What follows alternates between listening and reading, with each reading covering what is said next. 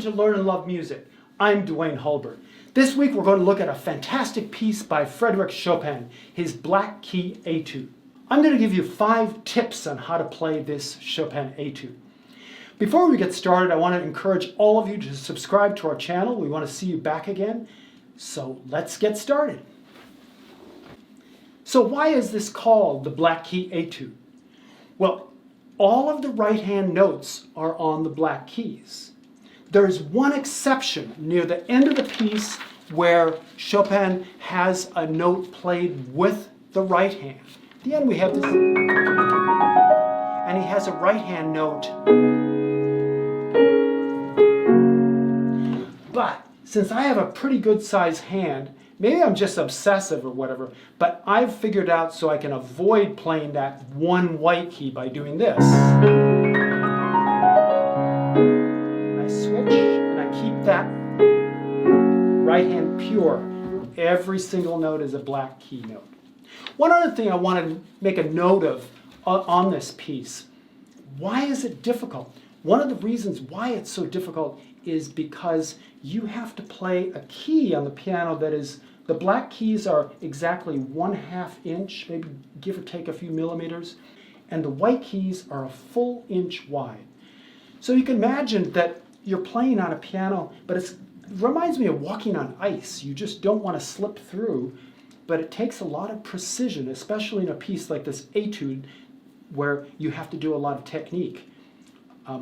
I also try to keep the hand in a really stable position. And we'll talk about that later. But it's very important to have a very firm and smooth right hand so that those notes are accurate. Tip number 1, you need to have your hand very level throughout this whole piece. At the beginning, especially in the right hand, we want to flow across the keyboard beautifully, but if you start to move your arm and your wrist a lot, you don't have a smooth line to it. You could almost put a coin on top of my hand as I play that. In order to develop speed, we have to have this efficiency, and efficiency comes from being quite still in the hand while the fingers are doing their work.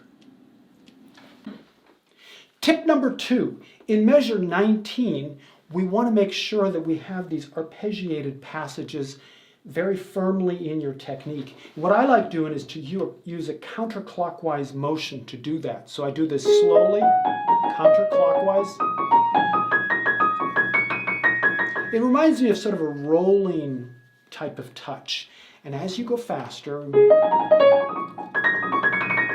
very smooth.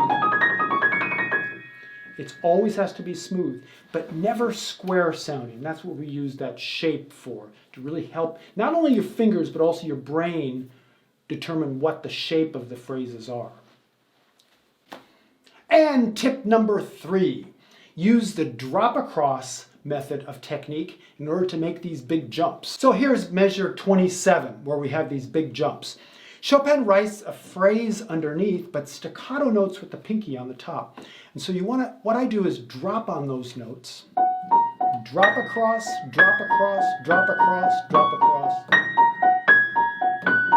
It's much better than stretching across. And as I develop speed,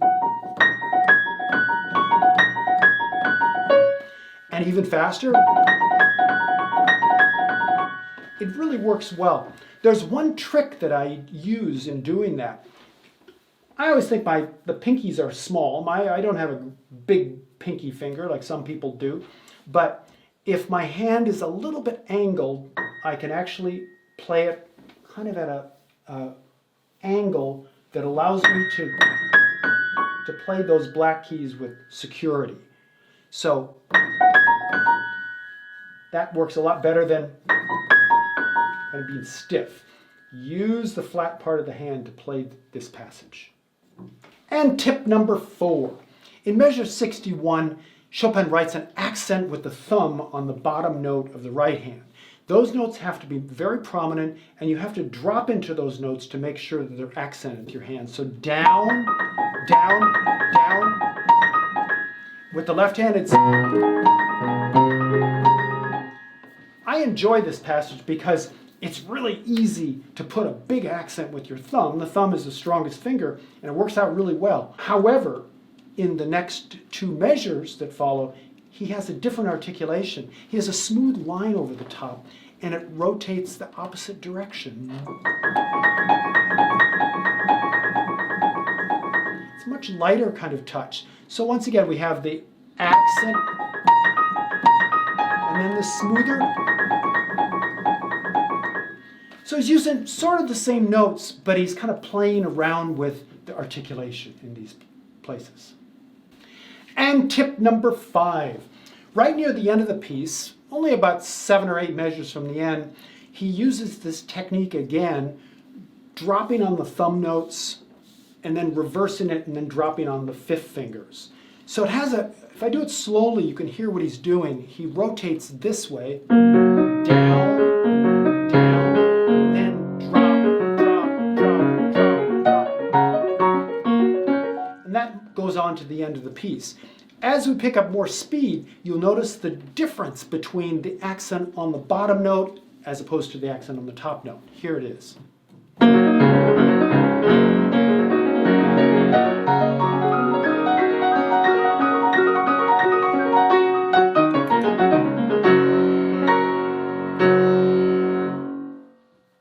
Oh, and one bonus.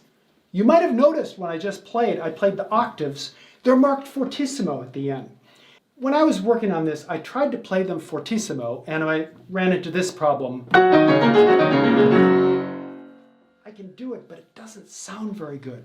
What I decided to do is to play the passage loud on the first note and then make a crescendo to create more drama as we move to the end of the piece. So let's listen to with a little bit of my interpretation of the ending. Good.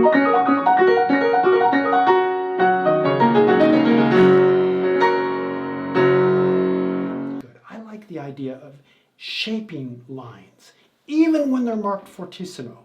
Shaping makes it more musical. So I've given you 5 tips on how to play this black key etude. Make sure you check out our companion video where you can hear the entire performance of the piece. And we hope to see you back again on Learn and Love Music. I'm Duane Hulbert.